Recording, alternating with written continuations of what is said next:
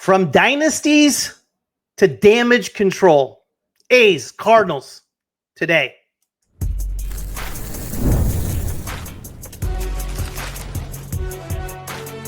You are Locked On MLB Crossover, part of the Locked On Podcast Network. Your team every day. Welcome to this edition of Locked On MLB Crossover, where we are Locked On A's, Locked On Cardinals. My name is Booney, host of Locked On A's, and this is JD Hafron from Locked On Cardinals is joining me here today. JD, how are you, sir? I'm doing well. Busy weekend, obviously with the holiday, but back at it on a Monday. We do not get Labor Day off, Booney. Me and you are working. The Cardinals and A's are working. We're back at it. Yep, absolutely. And I want to talk about the Cardinals, but first and foremost, JD, I didn't know if you knew, but today's episode is brought to you by FanDuel. Football season is around the corner, and visit the FanDuel app today and start planning your futures bet now. JD, when I think about the Cardinals, and for all the years I've been a fan of baseball, I always thought about the Cardinals as the Yankees of the National League. I mean, since 2017 playoff appearances, 6 NLCS appearances, 4 World Series championships, 4 World Series appearances and 2 championships. And as of late, no playoff appearances since 2021. What is going on with the Redbirds? Well, the excuse that is given is that, player development hasn't quite worked out the way they wanted. That was something that they fell way behind when it came to how they were developing players. It wasn't so much that they were like drafting bad players. They just weren't getting the most out of them moving forward. They put more of their resources towards what was going on just the major league roster instead of, pumping it into player development and having more coaching available and just kind of the upgrades that a lot of organizations have used over the years to be a better overall system to bring people up. And because that was one thing the Cardinals did very, very well over all of the successful years that they've had, is that they just kept churning out solid players, and then you would hit with a certain star like a Pujols or a Molina. But you would complement those very good players that you built yourself with certain free agents, or you make a trade where you go get a Jim Edmonds or you go get a Scott Rowland, and that complements what you already have. And that made the Cardinals excel. They were always pretty good at having pitchers coming up through their system that would become bona fide, legit starting rotation guys or in the bullpen. And all of that has fallen to the wayside over the last few years. And when contracts began to get bigger and bigger, and the Cardinals decided, well, we don't really want to spend all that money. Let's dip into our pool and see and we didn't have anything. It was empty. There was nobody to take over.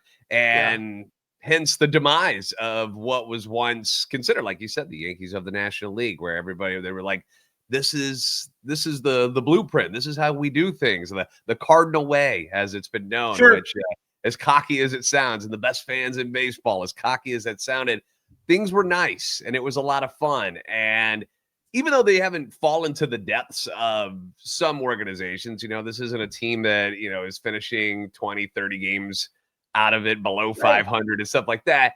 Just being mediocre feels like that's where we are, to be just floating around 500 every year. It just feels like, and everybody expects more out of them. And hence why you're not seeing as many Cardinal fans showing up to baseball games. They finally kind of put their foot down and said, we've had enough. We've had enough. But this is something that's going to take time to fix. It's not an overnight thing where they're not going to go spend $300 million on a couple of different players to immediately fix it. They're trying to fix it from within, and it's going to take time. Speaking of the fan base, and I know very well about fan base. Well, we don't really have a fan base right now, but that's besides the point. I was watching something the other day as far as you talked about attendance, how attendance has dropped considerably. And at the same time, I looked at the trade deadline, and I'm like, Cardinals only 2.5, 3 games out of a wild card spot. Now, I'm not asking this question to criticize fans or whatever it may be. I want to know, is it a spoiled fan base, and are they expecting too much? Because for me, when I saw attendance is going to drop about close to 1 million. They're usually drawing about 3 million, 3.1. It's going to be a little over 2 this year, I believe, if I'm not mistaken. Is it a bit of a spoiled fan base? Are they expecting too much? It's only been a couple of years since they've made the playoffs. And again, I'm talking from the A's perspective. We go 81 and 81. We're throwing a freaking party. I've used that term before, actually, Booney, where I said I feel like as a Cardinals fan, we have been spoiled, where it didn't seem to matter what decisions we made. Things just kind of worked out. There was this this aura around the Cardinals. They called it the Black Devil magic that the Cardinals possess, that would turn guys who were just average ball players into all-stars because they were wearing the Cardinal uniform and they could do no wrong. And, they were able to find production out of people that nobody else was getting it out of them. That used to be their thing.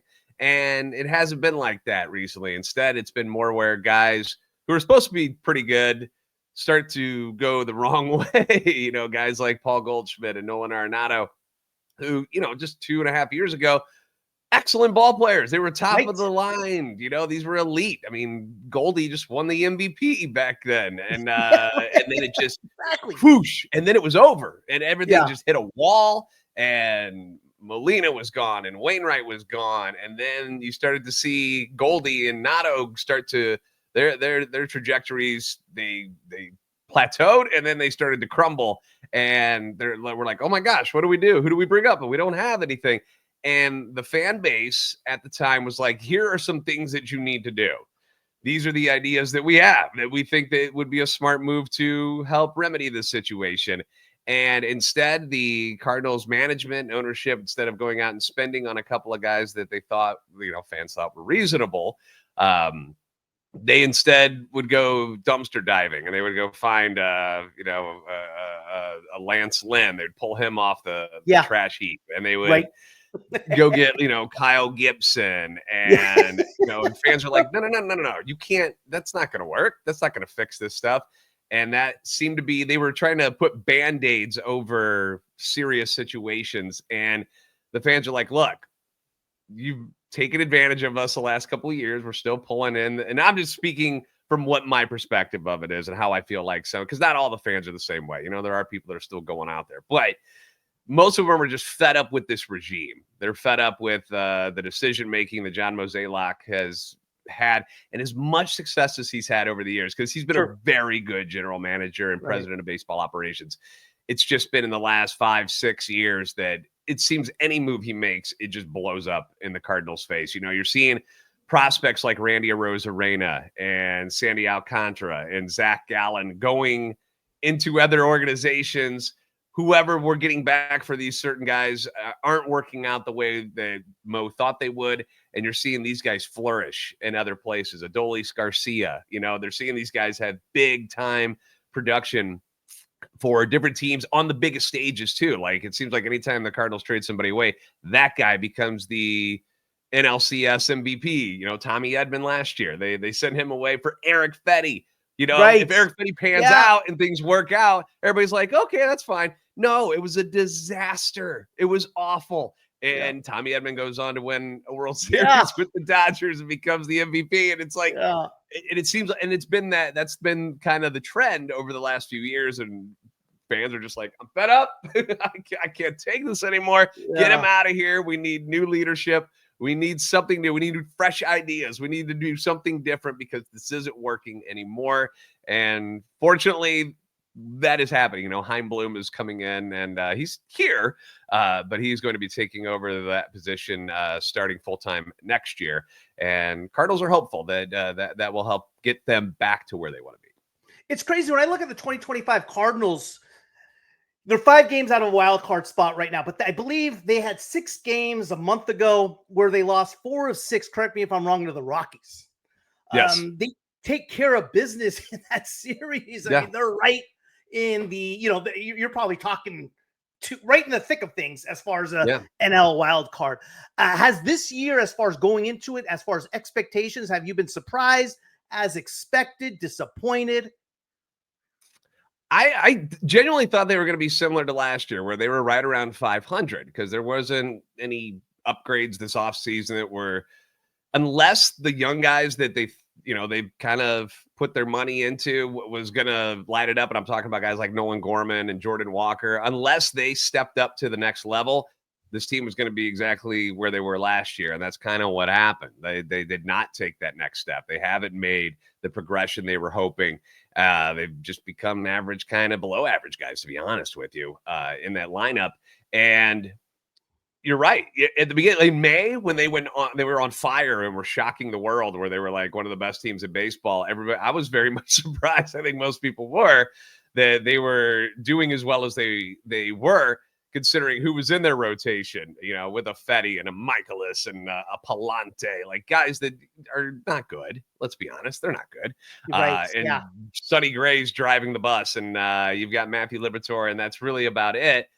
The offense was bailing them out of some stuff. And when that cooled off a little bit, you saw them start to regress again and fall back into things. And you're right, though. You take care of business against the Rockies, and you play better against the Pittsburgh Pirates, who you have a losing record against. And you take care of those situations because you've got winning records against guys like the Dodgers.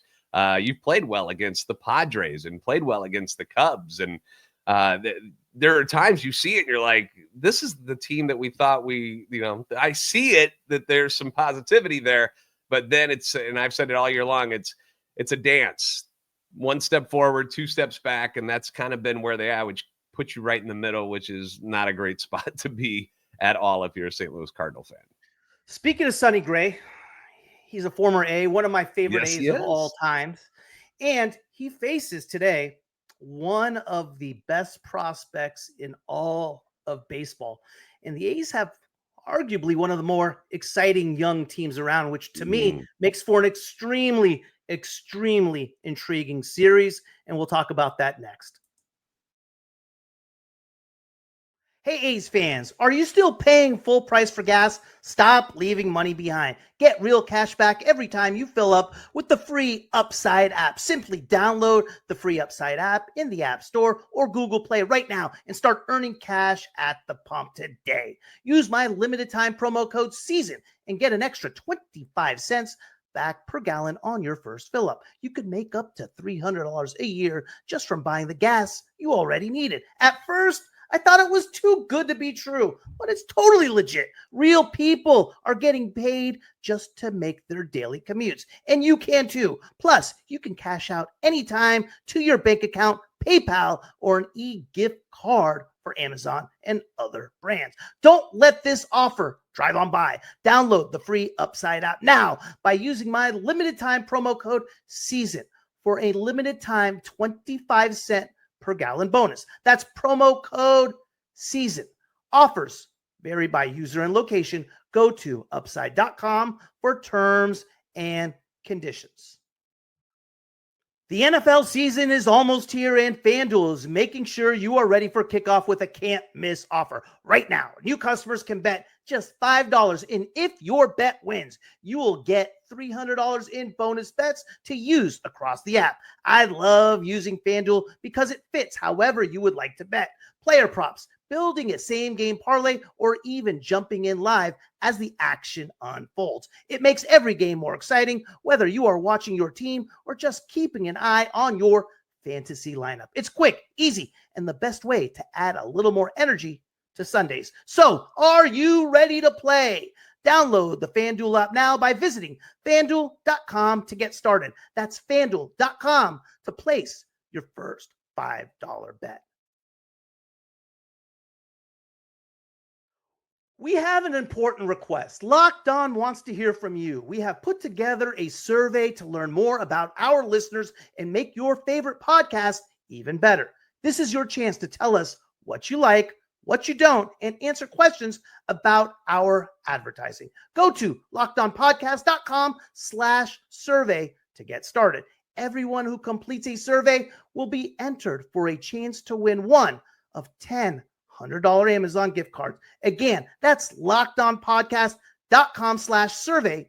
You can also find the link in the show notes. Hey, appreciate you guys helping us out. Thank you for making Locked On A's and Locked On Cardinals your first listen of the day. JD, Cardinals A start a 3-game set today. Sonny Gray, one of my all-time favorite A's, goes on the hill today against Luis Morales, coming off 7 innings of 2-hit ball against the Tigers. 22 years old, and the guy just throws absolute heat. It's interesting that we're going with we're facing Sonny Gray, because Sonny Gray is kind of represents what the A's have been and going against this particular team. And what I mean by that is Sonny Gray, first round pick back in 2011 for the A's, started growing with that team. Then they drafted Matt Olson, who was a first rounder, Matt Chapman, who was a first rounder. And then all of a sudden we set up all these draft picks that have just scored, it seems, every time. And we go on a little bit of a run where we're making the playoffs 4 out of 5 years. Then their contracts come up. We don't re-sign them. We don't retain them. See you later. We're rebuilding again. And here we are now, right? We got guys like Nick Kurtz, first round pick from last year, 4th overall. Jacob Wilson, number 6 overall from 2 years ago. Luis Morales, who was a top international signing. You know, Shea Langoliers, who we traded for, number 9 overall. So it is draft pick after draft pick after draft pick. And we're setting up that same team. How it does and how will we retain the players when we go to Vegas is in question. But it makes up for very, very intriguing series. Who are you excited to see from both sides, from the Cardinals and from the A's? Well, the A side, first, I want to let all the A's listeners know that I have been a fan of the A's as a franchise back in the late 80s, early 90s, right, when it was, I think one of the first baseball posters I had on my wall that wasn't a Cardinal guy was Canseco and McGuire with the Busch brothers.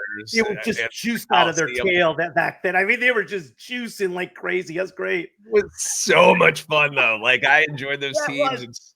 That was Stewart so and Eck and Ricky, obviously, being like all of that was fun. Dave Henderson, you know, Terry Steinbach behind the plate, Carney 100%. Lansford with his goofy. With the bat, right? I loved watching those teams. I thought they were fantastic. So, and I'm also a Green Bay Packers fan, so the green and gold look always is appealing to me. Okay. So I constantly keep an eye on the A's and have always enjoyed them. And you see them where it's like, man, they really do come up with a very nice, you know, program where they develop very, very well. And like you said, it's unfortunate they are not able to hang on to some of these guys. Yeah. And you can only imagine seeing just former A's, how they're just littered around the league, just dominating in places. And what it would be like if you kept 1 or 2 of those guys, you know, and were able to keep the whole thing. Yeah, right. Yeah, just something. It would be great. So yeah, I enjoy watching, like, when I have to stay up for the MLB game night and watch it's the A's and Dodgers. I'd rather watch the A's. Like, I've seen this Dodgers thing, bro. I don't need to watch them anymore. I love watching the A's. I like watching the young guys and watching them thrive and having fun and exciting games. And I can see how they can become frustrating because they are a young team. Yeah. But at the same time, you just see so much entertainment value out of them. You can never count them out, especially in that ballpark they're playing in this year, where the ball just flies. So I'm excited. I hope Nick Kurtz is back for this series. He's certainly put his name on the map for folks who weren't as familiar with him, and with that game against the Astros where he just goes bonkers. Love watching that. Love seeing Langoliers, or Bangoliers as we call him on the show. Watching him just, you know, flourish finally. You know, he's been good, but seeing him really kind of come out of his shell this year and really become that awesome weapon. And it's been a lot of fun to watch these guys. And then, of course, the pitching staff, where you guys continue to churn out these young guys that you find. And one of them is going to be on the mound today. Watching him in his last start, I was like, oh my gosh, just easy 98, 99 gas, no big deal, no effort, whatever. It was beautiful to watch. He is he's something else, man. And Soderstrom's another one. Soderstrom had a 20-something game hitting streak earlier on this year. He's been on a tear. High school kids, right? Still young, 22. You're talking about Nick Kurtz, 22 years old. Tyler Soderstrom, 22 years old. And all these guys have basically come up together. They've all played at one time or another in the minor league. So it's definitely a fun team. Right now, I'm not sure. Going into the Texas series, we just got swept by Texas. You face guys like Snyder and DeGrom. It's just that pitching's tough. And we seemed like we were real satisfied with the Tiger series that we swept and kind of came in before that series. Best record in the American League, second best record in all of baseball. And I think we're still up there. Should be interesting. We had our bottom three pitchers going in that series, and Texas got us pretty good. But yeah, and Denzel Clark is on his way back. Nick Kurtz had a strained oblique. The MRI came back clean. A's are overprotecting him right now. I think we're going to see him in the St. Louis series. It may be today. Who knows? It just depends. It's a day-to-day thing and more of how he feels. Man, those obliques are so tricky because there's just no way you can't do anything to fix it. It just has to heal. And it's, they're annoying to the players and to the fans because there's just no treatment really for you. You just got to kind of rest it and hopefully it gets better. So absolutely. Even when you think you're feeling okay, it could still linger. And I know the A's don't want that. So I think they're going to be on the more cautionary side of things, but I sure hope he goes. Tell me about Sonny Gray. Sonny Gray was he's still my top 5 pitchers of all time when he was in A. He was an all-star one time. I think he was 3rd in Cy Young voting. He's just a bulldog. Now he's kind of on his back end of his career. Sonny has been, since they got him from the Twins, and I think one thing about picking him up as a free agent that year that excited fans was because we'd had plenty of guys who were giving up the long ball over and over. And, Sonny that last year in Minnesota where he finished in the Cy Young voting was 2nd that year. Yeah. That was one thing that he limited. I think he gave up 9 the whole year, something ridiculous like that. And it hasn't been that way since he's been with the Cardinals. The ball has been flying off out of his hand. He's close to setting a team record, or I should say a personal record for home runs against this year. I know he's very close. He was like 21, something like that. And so he's had these games where you're just like, he just misses over the heart of the plate and people take him deep. It just happened. It's a frustrating thing. But he's been much better at home. Busch Stadium is a pitcher's ballpark for the most part. And he's had a lot more success at home than he has on the road. This year at home, he's 8-4, 3.57 ERA. The strikeouts are still there. That's been a thing. And when it hasn't been, and this has kind of been odd, and I don't know if I'd ever noticed this about Sonny before, but it's been very, very humid and hot in the Midwest this year. And like disgusting, like where it feels like 100 down there on the field. And he, for whatever reason, maybe it just doesn't work well with his sweat glands. I don't know. He seemed to struggle a lot when things were just disgustingly balmy hot. But in games where, like today, it's going to be pretty nice. He has pitched very, very well. So maybe it's just a comfort thing. But he's most definitely the number 1 on the staff. People get mad when I use the word ace describing him, but I'm like, well, he's our ace. I'm not saying he's the ace of the National League, but he's your number 1 guy. And to get him to lead things off on Monday, which means we'll get 2 Sonny Gray starts this week, bodes well for what the Cardinals are trying to do, which is get back to that 500 mark and, at least end the year on a good note here in the final month of September. Any exciting prospects A's fans should be keeping an eye on that will be playing this week?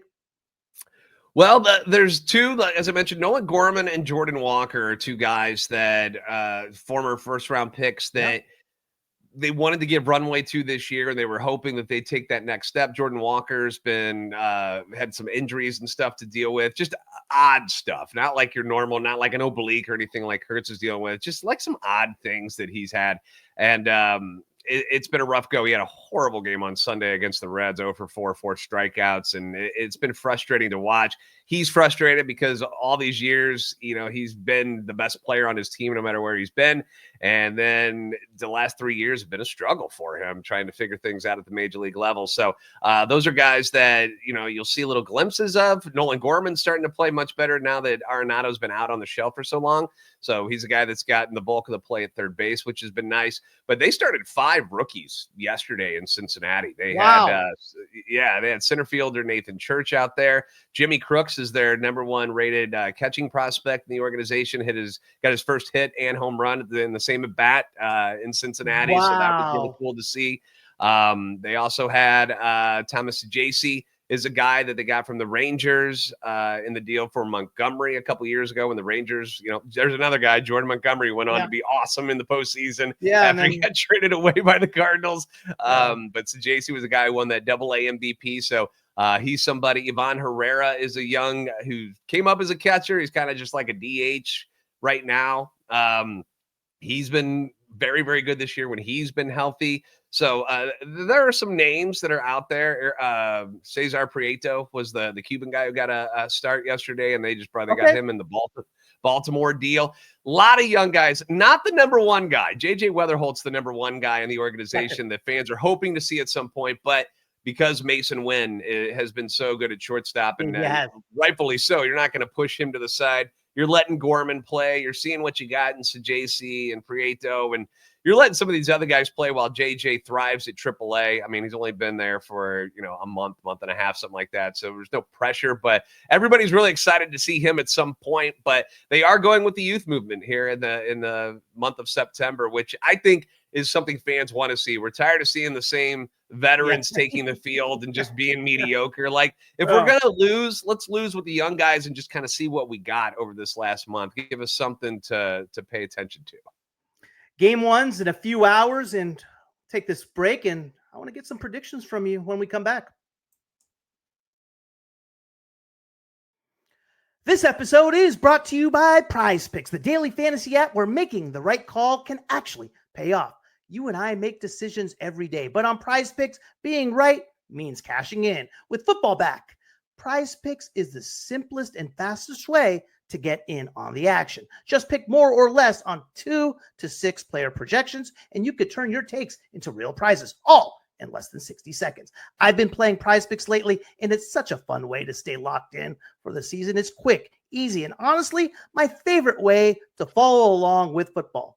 I love checking projections like Josh Allen for more or less than 270 passing yards, or Saquon Barkley for more or less than 1 rushing touchdown. And the best part, even if one of your picks misses, Prize Picks invented the flex play, so you can still double your money.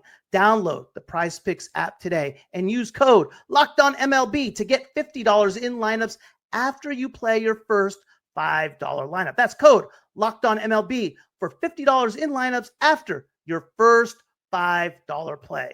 Prize Picks, it's good to be right. JD, we got Morales Gray today. Tomorrow, I believe it's Severino Michaelis, and on Wednesday, Springs and Libertor, I believe. Yes. What do you got? Give me your outlook on the series. Winners, who's going to win what? Let's see what you got. With Sonny Gray on the mound at home, the Cardinals usually pull out victories. Okay. So even though Morales, I expect to be very, very good, I'm excited to watch him throw today. Like, I really am, just as a baseball fan. So I feel like he's probably not going to have a whole lot of trouble with the Cardinals lineup. But I'm not sure what's left in the A's bullpen after the trade deadline. How are we looking there? Bullpen by committee. You could have one guy is closing a game. One day is your closer. The next day he's in long relief. So, we don't know what we're really doing. It's by committee. It's that, it's that old tag. So we don't really actually, before this last series against Texas, I mean, the bullpen was fantastic. And since the Miller trade's been one of the better ones in bullpen in baseball, but I don't know if they've shot their water or what the deal is, but they've kind of leveled out. That's for sure. All right. So I will go for Monday. I'll take the Cardinals just because of Sonny Gray. I think it'll be a tight one. I think this will be probably a low scoring one. Give me like a Cardinals 3-2 type of win, something like that, where they pull something off in the late innings against the bullpen.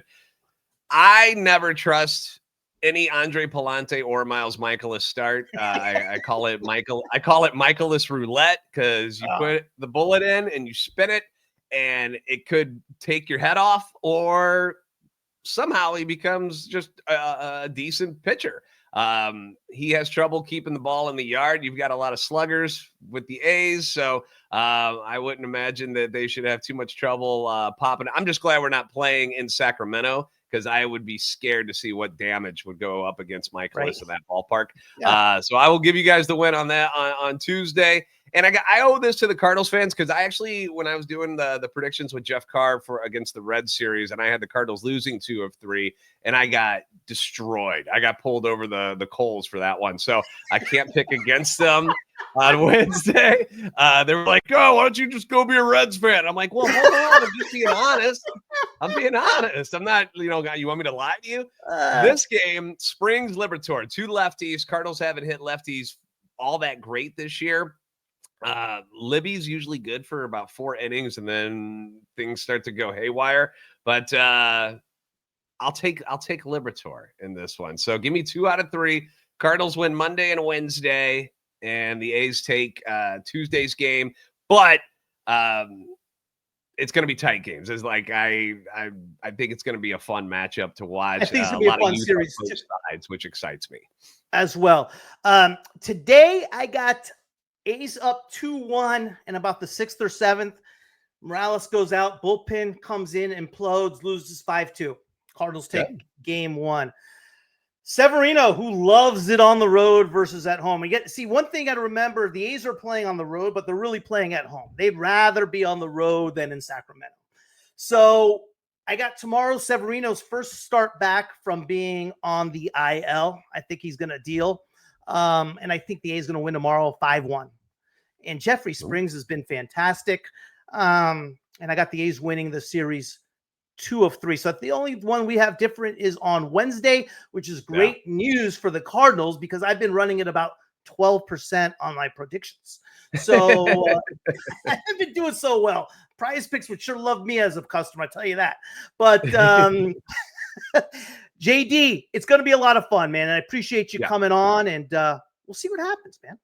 Yeah. And for the Cardinals fans, like, honestly, enjoy this series. Enjoy seeing some of this young talent that's coming up through the major leagues. And even though the A's aren't in Oakland anymore, but like just it's a fun team to watch. I'm telling you guys, if you got any chance to watch these guys late nights, I love their games. Like, there's just a lot of energy around them. There's the youthfulness, and it's a lot of fun. And it's something that I think the Cardinals should strive to be like. If you're going to go in this youth movement that you're doing, like, this is what I want to see. And I think it's what Cardinal fans want to see with, like I mentioned, starting so many young guys on Sunday.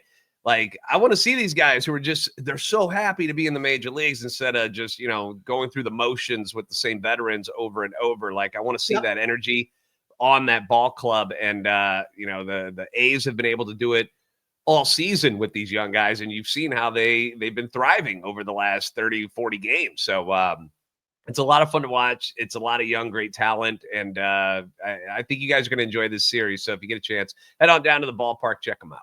Absolutely. Absolutely. I wish I could be there. All right, JD. Hey, thanks again, bud. And we'll see what happens. All right. Thanks, Booney. Take care. It's another big moment on Locked On. College football fans, Locked On and Fire TV present College Football Kickoff, your ultimate college football weekly preview. Drake Toll of Locked On Big 12 leads the conversation alongside 2-time AP Coach of the Year, Gary Patterson, former college star Jesse Hawley, and Locked On's local experts. A college football preview only Locked On can do. Catch College Football Kickoff every Thursday throughout the season, only on Fire TV.